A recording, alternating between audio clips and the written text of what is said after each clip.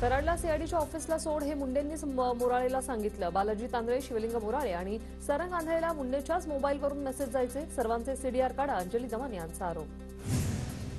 वाल्मीकरांमुळे आत्महत्या करायला निघालो होतो। बीडच्या शिवराज बांगरांवर कराडकडून खंडणी मागितल्याचा आरोप। अंजली दमन यांनी जुनं प्रकरण ट्विट केल्यानंतर शिवराज बांगरांचं स्पष्टीकरण।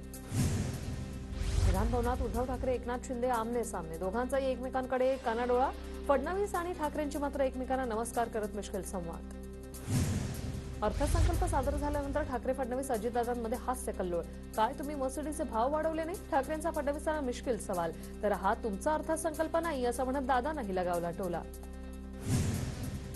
खुर्चीवरून महायुतीच्या तिन्ही नेत्यांमध्ये हास्य कल्लोळ। मागच्या सरकारमध्येही आम्ही तिघच होतो, आता फक्त खुर्च्यांची अदलाबदल। एकनाथ शिंदेंचं भाष्य। तर शिंदेंच्या मनातून खुर्ची काही जात नाही, अजितदादांनीही डिवचलं। पुण्यात काँग्रेसला सर्वात मोठा खिंडा। रवींद्र धंगेकरांची काँग्रेसला सोडचिठ्ठी, शिंदेंच्या शिवसेनेत पक्षप्रवेश।